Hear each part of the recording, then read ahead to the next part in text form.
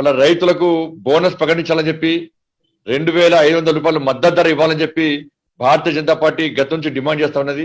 ఇదే ఎన్నికల సందర్భంగా రాష్ట్ర ముఖ్యమంత్రి అబద్ధాల కోరనే దానికి నిలువెత్తు నిదర్శనం. ఎంఎస్పీ కంటే ఎక్కువ రేటు ఇవ్వరాదని చెప్పి కేంద్ర ప్రభుత్వం ఒక జీవో ఇష్యూషన్ చెప్పి ఒక బహిరంగ సభ సందర్భంగా ఇలా ముఖ్యమంత్రి చేతిలో ఏదో తెల్ల పేపర్ పెట్టుకుని వాళ్ళ ప్రజలు నమ్మించి మోసం చేసే ప్రయత్నం చేసినట్టే ఇంతకంటే బట్టెబాజ్ ముఖ్యమంత్రి దేశంలో ఎక్కడ దొరకడు. వాళ్ళ ఆయన ఫామ్ హౌస్ లో దొడ్డొడ్డు పండిస్తాడు. రాష్ట్ర ప్రజలు మాత్రము ఇతర ప్రాంతాల రైతులు మాత్రము సన్నబొడ్లు పండించాలి, ఆయన మాత్రం దొడ్డొడ్డు పండించాలి. బయట రైతులు మాత్రం సన్నబొడ్లు పండించాలి. ఆయన పండించిన పంటకైనా ధర నిర్ణయించుకోవచ్చు. ఆయన పండించిన ఫామ్ హౌస్ లో పండించబడిన దేశంలో ఎక్కడ నమ్ముకోవచ్చు. కానీ తెలంగాణ రాష్ట్రంలో మాత్రం రైతులు మాత్రం సన్నబొడ్లే పండించాలి, ధర ప్రభుత్వం నిర్ణయించాలి. ఐక్యం సెంటర్ లో వాళ్ళ టిఆర్ఎస్ పార్టీ రాజకీయ నిరుద్యోగం నిర్ణయించాలి, అదే కొనుగోలు కేంద్రంలో అమ్మాలి.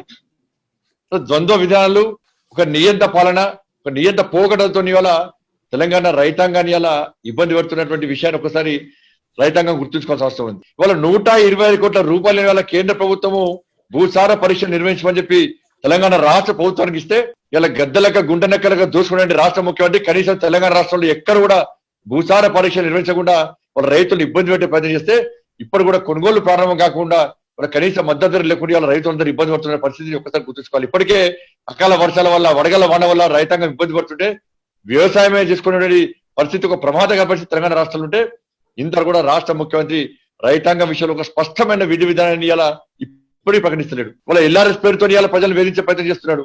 కష్టపడి కూలీలు చేసుకున్నటువంటి పేద ప్రజలు వాళ్ళ కనీస స్థలాలు కొనుక్కొని దసరా పండుగ సందర్భంగా, దీపావళి సందర్భంగా ఇళ్ళ నిర్మించుకుందాం అనుకుంటే ఎల్ఆర్ఎస్ పేరుతో ఇవాళ వాళ్ళని దోచుకుని అలా అడ్డగోలుగా ట్యాక్స్ పేరుతో దోచుకునే ప్రయత్నం చేస్తున్నటువంటి రాష్ట్ర ముఖ్యమంత్రి యొక్క వ్యవహార శైలిని ఒక్కసారి మనం గుర్తుంచుకోవాల్సిన అవసరం ఉంది.